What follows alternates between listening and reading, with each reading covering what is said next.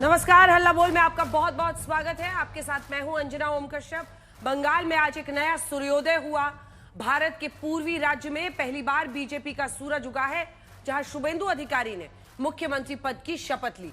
पश्चिम बंगाल की राजनीति में आज का दिन इतिहास के पन्नों में दर्ज हो गया। कोलकाता के ब्रिगेड ग्राउंड में आयोजित भव्य समारोह में, जिसको कई लोग शक्ति प्रदर्शन भी कह रहे हैं एनडीए का, प्रधानमंत्री नरेंद्र मोदी रहे, केंद्रीय गृह मंत्री अमित शाह, केंद्रीय रक्षा मंत्री राजनाथ सिंह, बीजेपी अध्यक्ष नितिन नबीन, बीजेपी के तमाम दिग्गज नेता उस मंच पर मौजूद थे। अनेकों मुख्यमंत्री थे। शपथ के साथ शुभेंदु अधिकारी ने प्रधानमंत्री मोदी का आशीर्वाद लिया तो सीएम योगी ने भगवा गमछा पहनाया। शुभेंदु के साथ 5 मंत्रियों ने शपथ ली।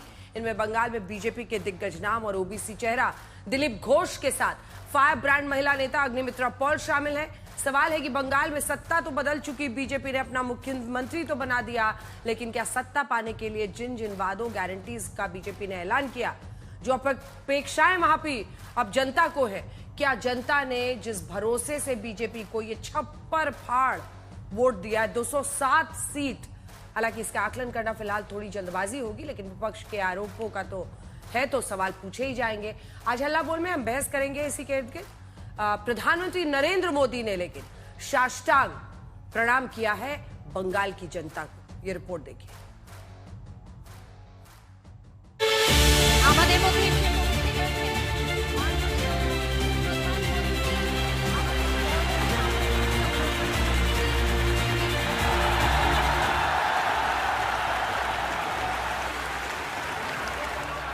बंगाल में बीजेपी सरकार का आगाज हो चुका है। शुभेंदु अधिकारी ने बंगाल में बीजेपी के पहले मुख्यमंत्री के तौर पर शपथ ली। আমি শুভেন্দু অধিকারী ঈশ্বরের নামে শপথ করিতেছি যে বিধি দ্বারা স্থাপিত ভারতের সংবিধানের প্রতি আমি অকৃত্রিম নিষ্ঠা ও আনুগত্য পোষণ করিব। शपथ लेने के बाद शुभेंदु अधिकारी सीधे प्रधानमंत्री मोदी के पास पहुंचे। उन्होंने पीएम मोदी के पैर छूकर आशीर्वाद लिया और मंच पर मौजूद बीजेपी नेताओं ने तालियों से उनका स्वागत किया।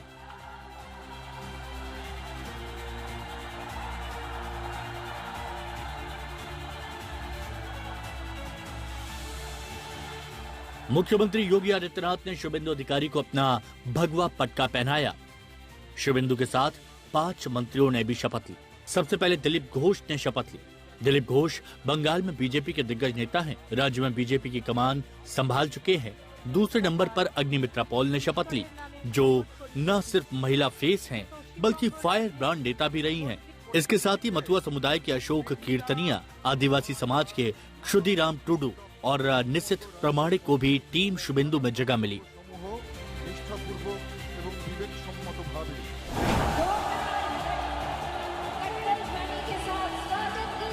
पूरे समारोह में एक तस्वीर ने सबको सबसे ज्यादा चौंकाया, जब प्रधानमंत्री नरेंद्र मोदी खुद मंच पर एक 98 साल के बुजुर्ग कार्यकर्ता के पांव छूते नजर आए। पीएम मोदी ने बुजुर्ग नेता को गले लगाया और उन्हें शॉल ओढ़ाई और मंच पर उनका सम्मान किया। प्रधानमंत्री ने जिस शख्स को ये सम्मान दिया, वो है बीजेपी के वरिष्ठ कार्यकर्ता माखनलाल सरकार। 98 साल के माखनलाल सरकार उत्तरी बंगाल के सिलीगुड़ी के रहने वाले हैं और जनसंघ के दौर से बीजेपी की राजनीति से जुड़े रहे हैं। बहुत अच्छा लगा, बहुत गर्वित महसूस कर रहा हूँ। हम लोग का परिवार जो इस जगह से बाबा दार्जिलिंग जिला का 25 प्रेसिडेंट थे बीजेपी का। उस जमाने से पहले श्यामा प्रसाद मुखर्जी के साथ बाबा काम किया, बाबा अटल बिहारी वाजपेयी के साथ काम किया, बाबा लालवानी जी के साथ काम किया, बाबा सुषमा स्वराज के साथ काम किया। छोटा बड़ा से देखा बाबा ये जनसंघों का, आरएसएस का, बहुत आरएसएस का ही था आदमी। वो आरएसएस का जो मैदान में होता था, पैरेड उरेड बाबा जाता था, यही देखा। बाबा बहुत कष्ट करके हम लोगों को मनुष्य किया, अभी भी बाबा कष्ट ही कर रहा है। पीएम मोदी के सम्मान को बीजेपी सिर्फ एक भावनात्मक पल नहीं, बल्कि बड़ा राजनीतिक संदेश भी मान रही है। दरअसल उत्तर बंगाल बीजेपी का सबसे मजबूत गढ़ माना जाता है। पिछले चुनाव में भी बीजेपी को इसी इलाके से सबसे ज्यादा समर्थन मिला था। ऐसे में माखनलाल सरकार को मंच से सम्मान देकर प्रधानमंत्री मोदी ने न सिर्फ पुराने कार्यकर्ताओं का मान बढ़ाया, बल्कि उत्तर बंगाल को भी सीधा राजनीतिक संदेश दे दिया। आजादी के बाद पहली बार बंगाल में भगवा की बयार बही। बीजेपी अब बंगाल में अपनी सरकार को संगठन और भावनात्मक जुड़ाव दोनों के सहारे मजबूत करने की रणनीति पर काम करती दिख रही है। अनुपम मिश्रा, इंद्रजीत कुंडू के साथ पीयूष मिश्रा, कोलकाता आज तक। तो हल्ला बोल की शुरुआत हम इस बात से कर रहे हैं कि आज पश्चिम बंगाल में न सिर्फ शुभेंदु अधिकारी ने शपथ ली है, बल्कि बीजेपी की फायर ब्रांड लीडर और 2 बार की एमएलए आसनसोल दक्षिण से अग्निमित्रा पॉल जी हमारे साथ जुड़ रही हैं। पहले तो आप मैम, आपको बहुत बहुत बधाई, मंत्री पद की शपथ ली है आपने आज। बहुत धन्यवाद, बहुत धन्यवाद। और अग्निमित्रा जी, आपके कैंपेनिंग के दौरान हम लोग काफी कोशिश कर रहे थे कि आज तक की टीम पहुंची थी कि आपको भी कार्यक्रम में बुलाया जाए, लेकिन आपने सुबह शाम बड़ी ताकत झोंकी इस बार के चुनाव में। सबसे पहले सवाल तो मेरा यही होगा आपसे कि बहुत सारा इस बार भी खबरें आई कि किस तरह से भिड़ंत की स्थिति टीएमसी बीजेपी के बीच में थी आप लोगों के लिए इस चुनाव में, और लंबे वक्त से आप बीजेपी के साथ टिकी हुई हैं। एक तो बीजेपी का कार्यकर्ता होकर पश्चिम बंगाल में लड़ना कितना बड़ा चैलेंज था आपके लिए, जिन मुश्किलों का आपने सामना किया वो बताइए, और इस जीत का अर्थ क्या है, इस जीत का अर्थ क्या है आपके लिए पश्चिम बंगाल में? देखिए, पहले तो इलेक्शन लड़ना बहुत बहुत बंगाल में मुश्किल की बात है, और इलेक्शन में तो ठीक है, इलेक्शन कमीशन रहता है। इस बार तो इस बार का इलेक्शन जैसा हम लोग कभी देखे नहीं है, लेकिन बंगाल में भाजपा को काम करना इतना साल बहुत मुश्किल की बात है। विधानसभा का अंदर आप विधायक हो, आपका माइक बंद कर दिया जाता है। कोई भी इशू, आज बोगटुई में हमारे मुस्लिम महिला लोगों को जला दिया गया, उसमें डिस्कशन चाहते हैं, डिस्कशन करने नहीं देते हैं, माइक बंद कर देते हैं, मार्शल देकर हम लोग को बाहर कर दिया गया। बहुत बार हम लोग सस्पेंड हुए। अपना असेंबली में जब जाएंगे, असेंबली में जा रहे, डोर टू डोर कर रहे, तब टीएमसी का कैडर आके आपको अपमान करेंगे, हैकल करेंगे, और मेरे साथ ये बहुत बार हुआ है। काम करने, एमएलए फंड से जो पैसा हम लोग को मिलता है, जो हमारा अधिकार है, उसमें डिले किया जाता है। तो ऐसा बहुत सारा, इसके ऊपर तो जैसे हम तो डिजाइनर होके हम आए हैं, और मेरे नाम में मर्डर केस है, मेरे नाम में आर्म्स केस है। तो एक क्या बोले, कोई भी कार्यकर्ता के लिए, भाजपा कार्यकर्ता के लिए पश्चिम बंगाल में ये टीएमसी रेजिम में काम करना बहुत ही मुश्किल था। और आज जब सरकार आ गया है तो अभी भी विश्वास नहीं हो रहा है कि डॉक्टर श्यामा प्रसाद मुखर्जी के ये सपना हम लोग पूरा किए। उनका पश्चिम बंगाल में आज उनका ही, वो जिस पार्टी के सृष्टा है, वो पार्टी आज सरकार बना रहे, ये हम लोग का अभी भी विश्वास नहीं हो रहा है। अग्निमित्रा जी, आपने खुद ही बताया फैशन डिजाइनर हैं आप कपड़े डिजाइन करती थी, और कांथा वर्क को भी आपने खूब प्रमोट किया। और खुशी की बात तो ये है कि जो 5 लोगों ने शपथ ली उनमें एक महिला के तौर पर भी आप रिप्रेजेंट कर रही हैं, ये भी एक खुशी है। लेकिन दरअसल बंगाल में एक वक्त ऐसा भी आप लोगों ने देखा ही होगा जब बीजेपी के लिए मतलब लोगों को कन्विंस करना बहुत मुश्किल होता था। बीजेपी को सपोर्ट करने वाले लोग मिलते नहीं थे, खोजने से भी नहीं मिलते थे, है ना? तो आपने वो दौर भी देखा होगा, वहां से लेकर आज का ये स्टेज, वो ट्रांजिशन बताइए, शुरू में क्या प्रॉब्लम्स होती थी? देखिए, पहले तो एक टीएमसी के तरफ महिला का एक बहुत विश्वास, सिर्फ विश्वास नहीं बोलेंगे, जिस तरह से मुख्यमंत्री उनको कन्विंस किए, और सबसे ज्यादा वो लक्ष्मी भांडार जो 1000 रुपया 1200 रुपया का अनुदान दिया जाता है, ये एक बहुत बड़ा चीज, एक गेम चेंजर हुए टीएमसी के लिए। 15 साल वो लोग कुछ काम नहीं किए। हम एक बीजेपी का कार्यकर्ता होके नहीं बोल रहे, आप किसी भी गांव में जाओ, किसी भी स्टेटा का लोगों से पूछो, कोई काम नहीं किया है। लेकिन 50% महिला वोटर है। जब ये लखीर भंडार उन लोगों को मिला तो छप्पर भार के वो लोग वोट दिए थे। लेकिन अब हम लोग ये लास्ट 5 साल, स्पेशली लास्ट 2-3 साल, जिस तरह से महिला के ऊपर अत्याचार हुआ, आरजी कौर डॉक्टर अभया को जिस तरह मारा गया, दुर्गापुर में मेडिकल स्टूडेंट उड़ीसा से आया था, उसको 8 बजे के बाद वो खाना लेने गए, उसका धर्षण कर दिया। और मुख्यमंत्री एक महिला होने के बावजूद बोल रहे कि 8 बजे के बाद निकलने का जरूरत क्या है। मैंने 8 बजे के बाद कोई विभिन्न पुलिस ऑफिसर हो तो थाना नहीं जाएंगे, कोई महिला डॉक्टर हो तो वो हॉस्पिटल नहीं जाएंगे। ये सब देख के ना महिला जो 50% वोटर और जो हमारे मातृतांत्रिक समाज है बंगाल, माँ दुर्गा माँ काली का देश है, जो महिला का सम्मान करते हैं, वो लोग भी आज टीएमसी के विरुद्ध में हो गया है। और हम लोग जिस तरह से बोले, बहुत डिफिकल्ट था। घर घर जाते थे, हमको बोलते आपको तो विधायक बनाए हैं, आप हमको घर क्यों नहीं दिए, आप हमको नौकरी क्यों नहीं दिए, घर में पानी क्यों नहीं दिए। तो हम उन लोग को यही बोले कि देखो आसनसोल म्यूनिसिपल कॉर्पोरेशन चला रहे तृणमूल, पंचायत चला रहे तृणमूल, सरकार चला रहे तृणमूल। इस बार सरकार को बदलाओ और दीदी भाई को भी तुम जिताओ, सब कुछ देंगे। तो लोग ना समझे और विश्वास किए कि हाँ इस बार हम लोग सरकार, सिर्फ दीदी भाई को नहीं जिताएंगे, सरकार बनाएंगे। और यही विश्वास सारे बंगाल के लोगों को हुआ कि नहीं, मोदी का सरकार जब बनेगा, भाजपा की सरकार जब बनेगा, एक बार हम लोग चेंज करके देखते हैं। कांग्रेस को हम लोग अपॉर्चुनिटी दिए, सीपीएम को दिए, टीएमसी को दिए। इस बार कंपटीशन होता है, परिवर्तन चाहिए, परिवर्तन होगा और भाजपा को एक बार मौका मिलना चाहिए। तो इस बार और भी ज्यादा चैलेंज है। अभी तो सरकार बन गया है, लेकिन आगामी दिन में जो हम लोग प्रॉमिस बहुत बड़ी सारी प्रॉमिस हम लोग को डिलीवर करना है ये 5 साल में। और इतना बड़ा मैंडेट है अग्निमित्रा जी, वो अपने आप में हम्बल करने के लिए बहुत है। 207 आपको जितने वादे किए हैं सब पूरा करना होगा। पश्चिम बंगाल में मतलब मूल चूक परिवर्तन आप लोगों को करना होगा। अच्छा ये बताइए कि क्या अग्निमित्रा जी अभी तक क्लियर है कि क्या मुख्यमंत्री शुवेंदु अधिकारी के साथ 2 मुख्यमंत्री भी बनेंगे? क्या कुछ आप लोगों को बताया गया है इस बारे में, आपकी जिम्मेदारी के बारे में पर्सनली मंत्री के तौर पर? नहीं, अभी तक हम लोग का कुछ जिम्मेदारी पोर्टफोलियो नहीं दिया गया। तो अभी शीर्ष नेतृत्व तो बोलेंगे, हमारे ऑनरेबल सीएम साहब बताएंगे। कोई हमारा मंडे को सोमवार को हम लोग जाएंगे। एक मीटिंग बुलाया गया है, बैठक बुलाया गया है, लेकिन वो कितने बजे है ये टाइम अभी तक आया नहीं है, लेकिन धीरे धीरे हो जाएगा। डेप्यूटी सीएम को लेकर कुछ बात है क्या? नहीं, मेरे साथ इसका विषय में कुछ चर्चा नहीं हुआ है।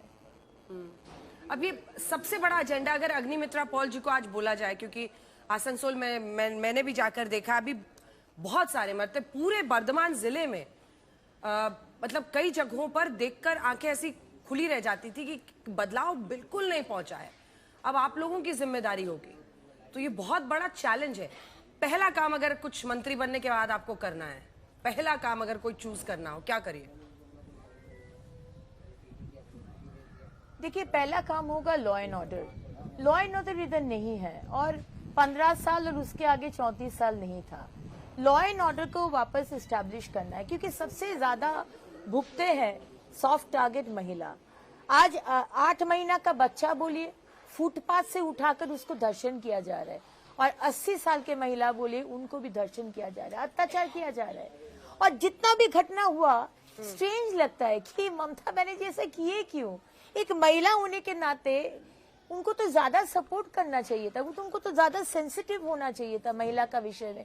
लेकिन जब भी हुआ ना धर्षण, जब भी अत्याचार हुआ, वो हमारा ही कैरेक्टर का असैसिनेशन करते हैं। उसका चरित्र ठीक नहीं है, उसका साथ अफेयर था। मैंने एक अद्भुत उनका एक क्या बोले सोच है कि एक महिला मुख्यमंत्री हो के कभी महिला के साथ नहीं खड़ा रहे। 1,500 रुपया का लखीर भंडार मिला, लेकिन महिला का कोई इज्जत नहीं मिला। और ये माँ दुर्गा माँ काली का देश है।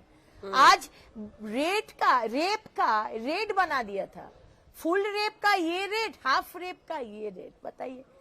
तो आज एक तो लॉ एंड ऑर्डर को एस्टैब्लिश करना है।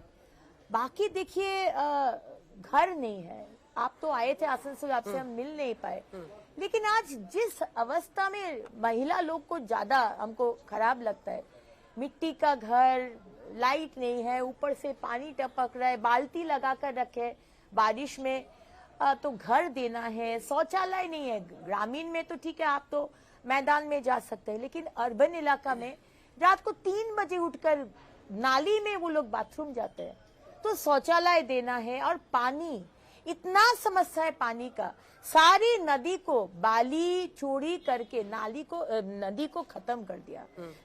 पूरा पानी का वाटर लेवल नीचे चला गया और हर जगह में वाटर का शॉर्टेज। एक साल आगे हमारे आसनसोल में दामोदर के ऊपर ये बाली चोरी करने का विषय में वो जो मेन पाइपलाइन था वाटर सप्लाई वो टूट गए उन लोग के लिए। आज उन लोग बाली चोरी किए हैं, उसलिए ये ब्रिज तोड़ गए, माने ये हो गया। एक साल हो गया अभी तक उसको ठीक नहीं किया। इस सरकार का क्या अकाउंटेबिलिटी है बताइए? क्या तो 51 विलेजेस में ये मेन पाइपलाइन वाटर सप्लाई करता था, आज तक वो ठीक नहीं किया। अब तो आप लोग सरकार है, नहीं जाएगा तो कौन जाएगा बोलिए? ठीक है, बट अग्निमित्रा जी चलिए, जनता ने सरकार है, जनता ने बाजी पलटी है और हम लोग इधर सेवा करने के लिए आए हैं। ठीक है, ठीक है। अब इस तस्वीर पर मैं आपसे कमेंट चाहती हूँ। मोदी जी हम लोग को सिखाया है कि सेवा करो, शासन नहीं। पीएम ने आज कुछ बोला नहीं?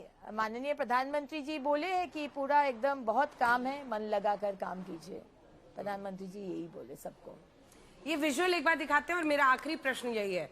मंच था और भगवा रंग हावी दिख रहा था, वहां पर प्रधानमंत्री नरेंद्र मोदी ने साष्टांग किया वहां पर लोगों के लिए। हम लोग तो तस्वीरें दूर से देख रहे थे, बट आप वहां पर मौजूद थी शपथ लेने के लिए। ये तस्वीरें आप कैसे बताएंगे हमारे दर्शकों को? एक हमारे प्रधानमंत्री, एक भारत के प्रधानमंत्री, यशस्वी प्रधानमंत्री जो पूरा साष्टांग होकर प्रणाम किए बंगाल के जनता को ये मैंडेट देने के लिए। और एक मुख्यमंत्री, एक्स मुख्यमंत्री ममता बनर्जी को हम लोग देखे हैं जो कुछ काम नहीं किए, सिर्फ लोगों का अनड्यू एडवांटेज लिए और बोले कि वो माँ शारदा है। माँ शारदा हमारे भगवान है और बोले वो माँ शारदा है। तो एक कंपैरिजन की अकाउंटेबिलिटी, आंसरेबल, ये भाजपा सरकार है हर टाइम लोगों के लिए। इसीलिए आज 21 राज्य में, 21 राज्य में हमारा सरकार चल रहा है। हम लोग सेवा करने के लिए आए हैं, बंगाल के सेवा करने के लिए आए हैं, शासन नहीं। ठीक है। अरे ममता बनर्जी तो लेकिन मान नहीं रही हैं। वो एक तो उन्होंने पहले भी इस्तीफा के लिए कह दिया कि मैं क्यों जाऊं, मैं हारी नहीं हूं। दूसरा वो कह रही हैं कि चुनाव आयोग की वजह से आप लोग जीते हैं। तीसरा वो कह रहे हैं कि सारी राजनीतिक पार्टियों को अब अपना विरोध छोड़कर लेफ्ट को भी आमंत्रण दे रही हैं, लेफ्ट को भी आमंत्रण दे रही हैं, कांग्रेस को दे रही हैं, सभी पार्टियों को दे रही हैं एकजुट होने के लिए। सुनिएगा अग्निमित्रा जी, उस पर रिएक्शन दे दीजिएगा आप अपना, तुरंत जल्दी से सुना दीजिए क्या कहा उन्होंने। তাদের সবাইকে নিয়ে আমি বলবো জোট বাঁধুন। আমরা সবাই চাই একটা যৌথ প্ল্যাটফর্ম তৈরি হোক, যে প্ল্যাটফর্মে অল পলিটিক্যাল পার্টি যারা বিজেপির এগেনস্টে, এমনকি আপনারা যদি বলেন লেফটিস্ট, আমার কোনো ইগো নেই, আমি সবাইকে নিয়েই চলতে চাই।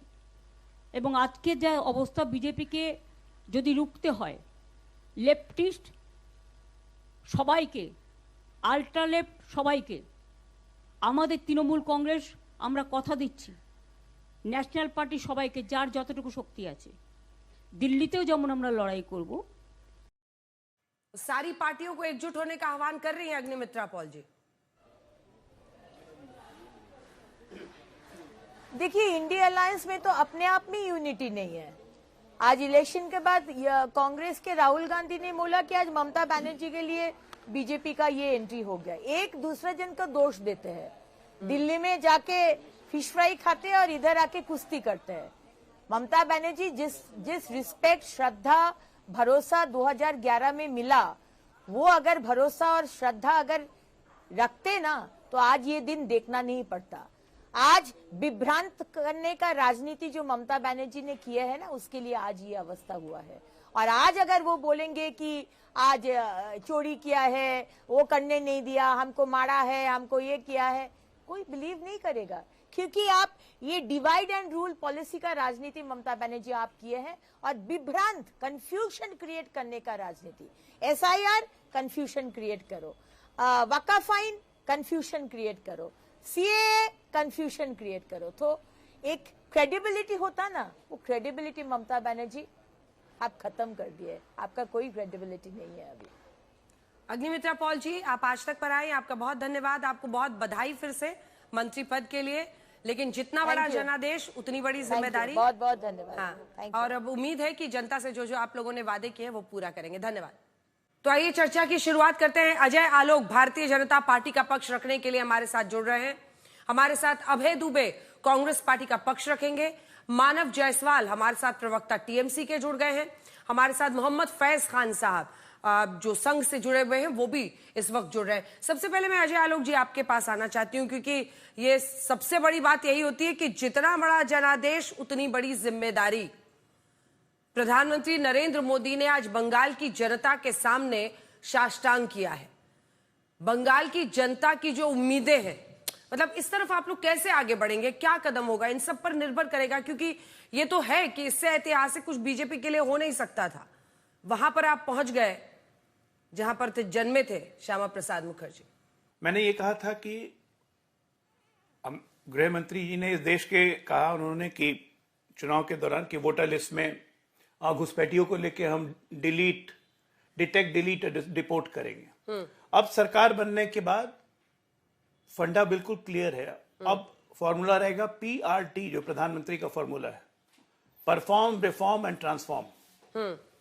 इसमें परफॉर्मेंस भी होगी, रिफॉर्म भी किया जाएगा और पूरे बंगाल को ट्रांसफॉर्म किया जाएगा। देखिए, बंगाल में अद्भुत क्षमता है।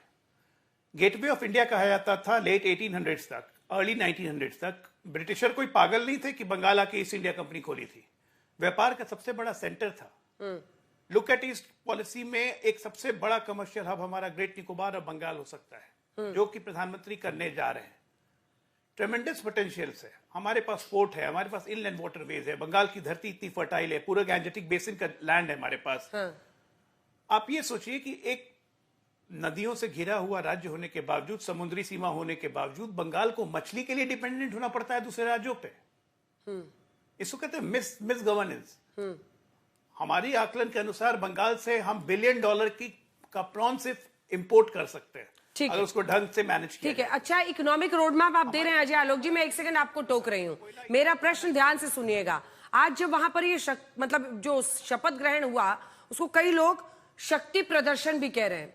मेरा सवाल आपसे ये है कि भगवा कुर्ता, भगवा कपड़ा, भगवा भाई लहरा गया, इसी में आप लोग रह जाएंगे सांकेतिक रूप से, या जिन मुद्दों पर आप सत्ता में आए कि भाई मुस्लिम तुष्टीकरण हो रहा है, जिन मुद्दों पर आप आए, जिसमें घुसपैठ का मुद्दा आपने किया, जिसको गृह मंत्री से लेकर प्रधानमंत्री बोल चुके हैं, इन पर डिलीवरी कब? जिस दल की सांस्कृतिक परिभाषा जिसको नहीं आती हो, तो उस दल का कभी भला नहीं हो पाता है। जो दल अपने सांस्कृतिक मर्यादाओं को याद रखता है वही दल आगे बढ़ता है। कल्चरल नेशनलिज्म हमारे अंदर घुसा हुआ है। अब मत भूलिए कि बंगाल से हमारी उत्पत्ति हुई थी, हम यहीं से पैदा हुए थे। श्यामा प्रसाद मुखर्जी ने यही पार्टी की नींव रखी थी और भारत के पहले चुनाव में 4 सीटें हमें यहीं इसी बंगाल से आई थी।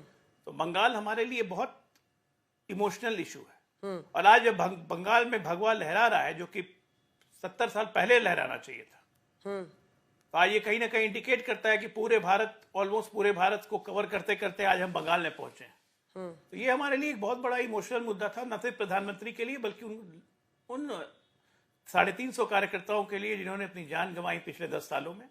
प्रधानमंत्री जी उन कार्यकर्ताओं के रिश्तेदारों से भी मिले।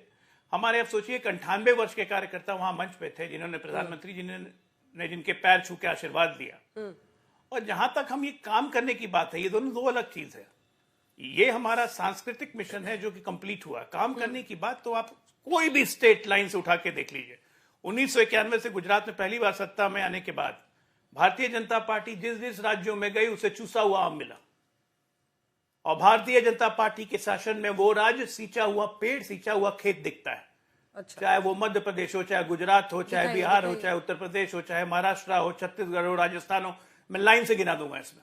ठीक है, मानव जायसवाल जी, ना खुदा ही मिला ना बिसाले सनम, आप लोगों की ये हालत नहीं हो गई क्या? कांग्रेस से भी लड़ लिए, राहुल गांधी भी 10 शब्द बोल के मतलब, और अब तो राहुल गांधी दम भर रहे हैं कि बीजेपी को कांग्रेस ही हराएगी। और वहां उन्होंने कहा कि ममता बनर्जी वही करती हैं बंगाल में जो केंद्र में मोदी जी करते हैं। तो कुल मिलाकर अब आप लोग क्या करेंगे? सिर्फ मतलब वही चुनाव आयोग ने हरा दिया, या समझेंगे? क्योंकि कई नेता आपके भी ऑन ग्राउंड देख रहे थे, एंटी इनकम्बेंसी थी, आप डिफाइन नहीं कर सकते उसको। मनोज जी, जायसवाल जी, 3 सवाल है। पहले आपके माध्यम से सभी को बहुत बहुत नमस्कार है। अंजना जी, बहरहाल आपने बहुत सारी चीजें गिनवाई, 3 चीजें आपने गिनवाई, और एक हमारे चीफ इलेक्शन कमिश्नर है ओम प्रकाश रावत जी, 2018 से वो चीफ इलेक्शन कमिश्नर थे, उनका भी एक बयान आया है कि ये कभी नहीं हुआ पूरे देश में जहां इतने लोग इलेक्टोरल रोल से आउट हो गए। इलेक्शन कमीशन की नाकामयाबी को उन्होंने पूरे देश के सामने अवगत कराया है, और इसी तरीके से अनंत लोग बोल रहे हैं। ये जरूरी नहीं है कि हम वही सुने जो हम सुनना चाहते हैं। देश बहुत कुछ बोलता है और आपको सब सुनने की आदत होनी चाहिए, जो हमें भी है। जहां तक बात है हमारी रणनीति की, हमारी नीति की, हमारे धैर्य की जो परीक्षा अभी ली जा रही है, वो सही है। जिस तरीके से इन्होंने बोला कि बहुत ही सुंदर बंगला के इन्होंने आगाज किया है, बहुत अच्छा बंगला है। बहुत सारे लोग मारे जा रहे हैं, पार्टी ऑफिसेस तोड़ी जा रही हैं, आपका स्टेटमेंट एक आ रहा है, आपके सड़क पे अलग चीज दिख रही है। मुख्य दर्शक बन के बैठी है जो 3.5 लाख मोटा मोटी इनकी जो फोर्स आई हुई थी बंगाल में, हमारे लोग गए उनको वोट देने के लिए। आप बुलाए थे कि भाई सब कोई वोट हो, वोटिंग हो गई तो पता चला वोटिंग के लिए नहीं, आपको काउंटिंग रोकने के लिए उनको बुलाना पड़ा कि भाई काउंटिंग हमको कैसे भी मैनिपुलेट करना है, क्योंकि दिखा है सीसीटीवी फुटेज। मानव जी, चूंकि आपके और अजय आलोक जी के साथ ये विजुअल चल रहा है, मैंने उनको भी टोका था, जरा इस पर भी कुछ बोलिए। आज अच्छा है कि आपने तस्वीर पीछे लगा रखी है, लेकिन ममता दी को न्योता तो गया ही होगा। क्या शपथ ग्रहण समारोह में शामिल नहीं होना चाहिए? हम लोकतंत्र खाली लोकतंत्र को जिंदा रखना है, लोकतंत्र को बचाना है, लेकिन एक ग्रेसफुली हार भी तो उसी का एक हिस्सा है ना। आपके कई 2-3 नेताओं ने खुलकर उसको स्वीकारा भी, लेकिन आप लोग लग रहा है कि अभी भी सेंस ऑफ डिनायल में है। देखिए, sense of denial and sense of acceptance, and सबसे बड़ी बात होती है डेमोक्रेसी। लोकतंत्र सच में है।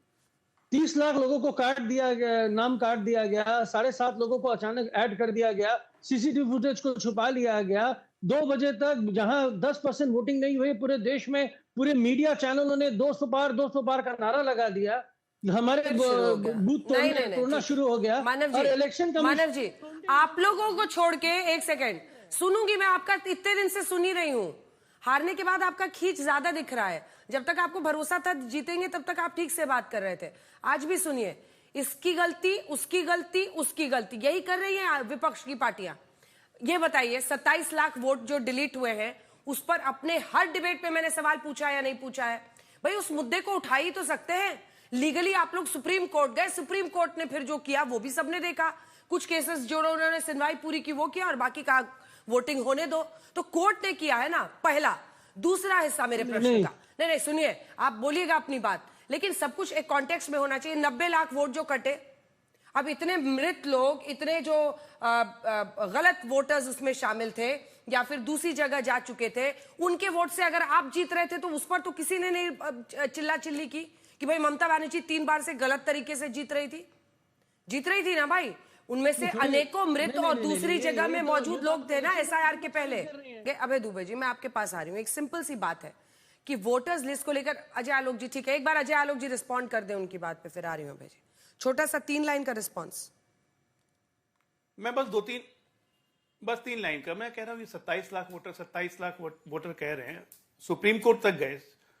सुप्रीम कोर्ट ने जो कहा वो सबको पता है। उसके बाद इन्होंने हंगामा करना शुरू किया क्या कि मतुआ वोटर, बीजेपी के वोटर ने उनका वोट काट दिया। इनको कैसे पता लगा कि 27 लाख वोटर इनके हैं? बात नंबर 1, लोकतंत्र का ये आदर होता है कि आप सुप्रीम कोर्ट तक को नहीं मानो। लोकतंत्र का ये आदर होता है कि मुख्यमंत्री चुनाव हार जाए, इस्तीफा न दे। नहीं अजय आलोक जी, वो किसी के भी वोटर का आदर होता है। एक भी वोटर अगर अपना वोट नहीं दे सकता है तो ये वो नागरिक है इस देश के, और उनका पहला राइट एज अ सिटीजन है कि वोटिंग राइट। ये भी अंजना जी, ये भी पश्चिम बंगाल सरकार के तंत्र की कमी थी। ये ऑफिसर उपलब्ध नहीं करवा पाए एसआईआर के लिए टाइम पर। इसका एफिडेविट दिया इन्होंने सुप्रीम कोर्ट पे, तब सुप्रीम कोर्ट ने नोडल ऑफिसर्स नियुक्त किए झारखंड और उड़ीसा से। इलेक्शन कमीशन ने कराया, अबे जी, झारखंड सरकार का एफिडेविट, ये इनकी फेलियर है। ये भी बोगस है। अबे दुबे जी, आज बड़ा सवाल यही है कि आप भी जमीन पर थे, मैं किसी को कोट नहीं करना चाहती हूँ, लेकिन सबको दिख रहा था कि ममता बनर्जी के खिलाफ एक एंटी इनकम्बेंसी थी। यह भी एक सच्चाई है कि 27 लाख वोटर्स वोट नहीं डाल पाए हैं। और वो सच्चाई बोली जाएगी। लेकिन इससे पहले जब शुद्धिकरण नहीं हुआ था तब 90 लाख वोटर भी ऐसे थे, है ना, जिनके नाम बाद में काटे गए, या तो उनमें से कई मृत थे या दूसरी जगह चले गए थे। इसी पे अटक के रहना है या समझना है? और आपने तो सर हर जगह लड़ाई मोल ले ली है, डीएमके के साथ वहां तमिलनाडु में ले ली है, टीएमसी के साथ यहां पर ले ली है, तो अकेले ही अपने दम पर 29 की लड़ाई लड़नी है क्या?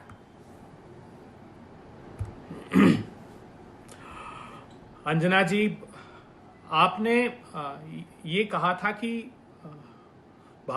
भारतीय जनता पार्टी का सूर्योदय हुआ है, तो भ्रष्टाचार के काले घनघोर अंधियारे बादल के पीछे छुपकर भारतीय जनता पार्टी का सूर्योदय हुआ है। प्रधानमंत्री जी जब 2016 में आए थे, आपने कहा प्रधानमंत्री जी भारतीय जनता पार्टी क्या अपने वादे पूरे करेगी? क्या सबसे पहला वादा था? वादा यह था कि 389 जो केसेस शारदा स्कैम के थे, जिसमें 25 लाख लोगों के 20,000 करोड़ रुपए लूटे गए, उन केसेस का क्या न्याय प्रधानमंत्री जी ने कहा दिलाएंगे? तो मैं याद दिलाना चाहता हूं प्रधानमंत्री जी, आपको 11 दिसंबर 2020 को सुदीप्तो सेन ने जेल में से एक प्रिजनर्स पिटीशन आपको संबोधित की थी, माननीय देश के प्रधानमंत्री जी को, और उसमें लिखा था कि करोड़ों रुपए शुभेंदु अधिकारी ने मुझसे लिए हैं और मैंने इस बात की सूचना सीबीआई को दी है, सीबीआई ने इंटरोगेट भी किया था। आज वो सुदीप्तो सेन को बेल मिल गई, जानते हैं क्यों? क्योंकि उसके वकील ने आर्ग्यू किया कि सीबीआई अगर अदालत में केस चलाना ही नहीं चाहती तो ये हमारा आरोपी कितने सालों तक जेल की सजा काटेगा। प्रधानमंत्री 2016 के भाषण में आपने कहा था कि टेलीविजन पर लोग पैसे खाते हुए दिखाई दे रहे हैं, शुभेंदु अधिकारी के लिए आपने कहा था प्रधानमंत्री जी, और उस नारदा स्कैम के बारे में आपने हवाला दिया था प्रधानमंत्री जी कि नगद खाते हुए दिखाई दिए। उस मुकदमे का क्या हुआ? प्रधानमंत्री जी, जिस पिटीशन का मैं जिक्र कर रहा हूं 11 दिसंबर 2020 की, याद कीजिए 19 दिसंबर 2020 को शुभेंदु अधिकारी ने भारतीय जनता पार्टी को ज्वाइन कर लिया। भ्रष्टाचार के सारे पाप धुल गए। आपने कार्यकर्ताओं का पैर छुए, अच्छी बात है, मुझे भी अच्छा लगा कि एक राजनीतिक दल ने दशकों तक अगर संघर्ष किया, उसके बाद कम से कम सत्ता आपने हासिल की, लेकिन अपने कार्यकर्ता को सत्ता नहीं दिलाई। सत्ता किसको दिलाई? सत्ता दिलाई दूसरे राजनीतिक दल से आए हुए लोगों के खिलाफ को सत्ता दिला दी, और आरोप आपने लगाए, टेलीविजन पर आरोप आपने लगाए। आपकी सीबीआई ने, आपकी ईडी ने मुकदमा चलाना तक उचित नहीं समझा। यही आरोप हेमंता बिस्वा शर्मा के खिलाफ भी उस शारदा स्कैम में लगाए गए थे कि करोड़ों रुपया दिया जा रहा है। तो प्रधानमंत्री जी, भीषणतम भ्रष्टाचार में डूबे हुए लोगों को आप मुख्यमंत्री बनाएंगे और मंचों से नैतिकता का पाठ पढ़ाएंगे और यह प्रचारित करेंगे कि रविन्द्रनाथ टैगोर जी के जन्म दिवस के दिन में ये शपथ विधि आयोजित कर रहा हूं। जी, 2 लाइन में अपनी बात आप पूरी कीजिए। ममता बनर्जी अब आह्वान कर रही हैं कि भाई सारी पार्टियों को एक साथ आना चाहिए। अब कैसे होगा? मतलब आप लड़ाई पहले कर लीजिए, अब वो कह रही हैं फिर एकजुट हो जाएगा। जनता भी तो ये देखती है ना। आप ही के एक प्रवक्ता कह रहे थे कि हम फुटबॉल की टीम है, यहाँ पर हम अलग अलग खेलते हैं, केंद्र में एक बनकर खेलते हैं, लेकिन वो फॉर्मूला चल नहीं रहा है। अंजना जी, मैं पूरे विश्वास के साथ कहता हूं, जहां तक हम इस देश के प्रजातंत्र को बचाने की लड़ाई ये साथ में लड़ेंगे, चाहे वो ममता जी हो, स्टैलिन हो, टीवी के हो, सारे राजनीतिक दल। हमारी मतभिन्नता, वैचारिक प्रतिबद्धताएं राज्यों में अलग अलग हो सकती है। डीएमके वाले तो सांसद अलग जगह मांग रहे हैं बैठने को। अबे जी, वोट काटे हैं, डीएमके के सांसद तो अलग जगह मांग रहे हैं बैठने को। हाँ, बिल्कुल, उनका राजनीतिक दल पृथक है, उनको ये अधिकार है, लेकिन जो तमिलनाडु का मैंडेट था उसका रिस्पेक्ट करना, उसका आदर करना कांग्रेस पार्टी का नैतिक दायित्व था, और वो सब सेक्युलर राजनीतिक दल हैं। मैं पूछना चाहता हूं प्रधानमंत्री जी से आखिरी बार, क्या 2016 में जो आरोप लगाए थे शुभेंदु अधिकारी पर, क्या जो सीबीआई ईडी की जांच चल रही है वो बरकरार रहेगी, या हेमंतो बिस्वा शर्मा जैसा जवाब दे देंगे कि ये प्रश्न व्यर्थ के करना बंद कर दीजिए? शुचिता की राजनीति का कोई तो मूल्य होगा प्रधानमंत्री जी, कहीं तो जाकर ये ठहरेगा। वोट, आप इलेक्शन कमीशन ऑफ इंडिया के माध्यम से प्रजातंत्र को खत्म करने की कोशिश कर रहे हैं, शुचिता की राजनीति को ऐसे लोगों को नियुक्त करके खत्म करने की कोशिश कर रहे हैं, तो कहां आखिर प्रजातंत्र को ले जाना चाहते हैं? देश ये सवाल करता रहेगा। प्रतिपक्ष सारी बातों का जवाब देंगे, वो मानव जायसवाल जी की भी बातों का और अभय जी की जवाब देंगे। लेकिन मोहम्मद फैज खान साहब, अब विपक्ष तो ये कह रहा है कि 2 वजह से ये जीते हैं। मानव जायसवाल को आपने सुना ही, एक तो चुनाव आयोग ने उनकी नजर में जिताया है और दूसरा वो कह रहे हैं कि हिंदू मुस्लिम करके जीता है।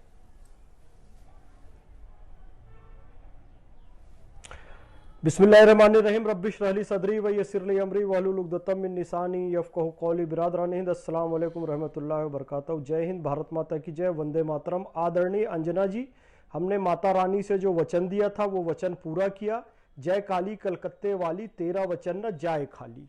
ये तो हम माता रानी के चरणों में नमन करते हैं, बंगाल की जनता को नमन करते हैं। अब आइए टीएमसी की बात पर। और अभय जी तो और कांग्रेस पार्टी तो अप्रासंगिक है इस डिबेट में, और बंगाल चुनाव में भी पता नहीं वो लोग क्यों बीच बीच में बेगानी शादी में अब्दुल्ला दीवाना बन रहे हैं।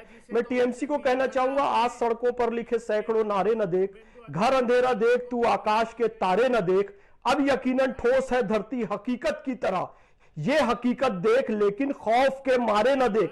आप हकीकत को देखिए, जब आप 15 साल से थे तब चुनाव आयोग भी अच्छा था, तब ईवीएम भी अच्छी थी, तब सुप्रीम कोर्ट भी अच्छा था, ईडी भी अच्छी थी, सेना भी अच्छा था। अब लोकतांत्रिक प्रक्रिया के तहत भारतीय जनता पार्टी की सरकार चुनकर आई है, चुनाव आयोग गड़बड़ी कर रहा है, ईडी गड़बड़ी कर रहे हैं, सीआरपीएफ वाले गड़बड़ी कर रहे हैं, यानी कि लोकतंत्र में आपका विश्वास नहीं है। आप चाहते हैं कि वो लोग बैठे रहे सत्ता में, लगातार रोहिंग्याओं को बुलाते रहे, बांग्लादेशियों को बुलाते रहे और अनुच्छेद 326 का उल्लंघन करते रहे, जो ये कहता है कि वोट देने का अधिकार केवल और केवल भारतीय नागरिक को है। अब वास्तव में भारतीय नागरिकों ने वोट दिया और एसआईआर के तहत बांग्लादेशी, रोहिंग्या और जो लोग खत्म हो चुके थे, जिनका नाम वोटर लिस्ट में नहीं था, उन्हें हटा दिया गया। तो आपको तकलीफ हो रही है, तो आपको लोकतंत्र का सम्मान करना सीखना चाहिए। कम से कम बुद्धदेव भट्टाचार्य जी से सीखना चाहिए। जब वो चुनाव हारे थे तो किस तरीके से शांतिपूर्वक अपना ऑफिस छोड़कर चले गए थे। और फिर मैं कह रहा हूं, बात यहां हिंदू मुसलमान की नहीं है कि हिंदू मुसलमान से जीता, बात रोहिंग्या, बांग्लादेशी और भारतीय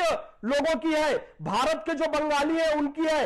भाई ये देश, ये बंगाल की जो भूमि है ना, ये काबा मदीना करके जो तुष्टीकरण कर रहे थे, शिवलिंग का अपमान कर रहे थे, ये वो सयानी घोष की भूमि नहीं है। ये भूमि उस शांति घोष की है जो अंग्रेज अधिकारियों के सीने पर चढ़कर उन्हें गोली मारी थी। ये मां शारदा देवी की भूमि है, ये सिस्टर निवेदिता की भूमि है, ये सुनीति चौधरी की भूमि है, ये शांति घोष की भूमि है, ये श्यामा प्रसाद मुखर्जी की भूमि है, ये चैतन्य महाप्रभु स्वामी विवेकानंद की भूमि है, सचिंद्रनाथ सान्याल की भूमि है, ये गंगोत्री से गंगा सागर तक की भगवा भूमि है। रोहिंग्या और बांग्लादेशियों की भूमि नहीं है। अब उनकी यहाँ पर नहीं चलेगी। छोटा सा मानव जी इसका जवाब देंगे ना, उन्होंने सयानी घोष पर भी बोला है। ठीक है, ठीक है, फैज मोहम्मद फैज, देखिए रुक जाइए। देखिए बहुत भावुक है मोहम्मद फैज भाई, बहुत अच्छा।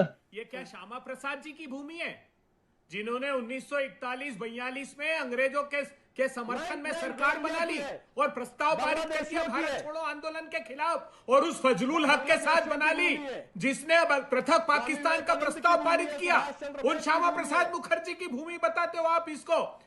ये भूमि है मातांगी हाजरा की, जिसने वंदे मातरम के उद्घोष के साथ 3 गोलियां अपने सीने में खाई। बांग्लादेश बना दिया, अक्साई चीन को दे दिया, पाक अरे शुभेंदु अधिकारी पाकिस्तान को दे दिया। आपको ज्ञान ही नहीं है। वो मुकदमा क्षमता रखिए सुनने की।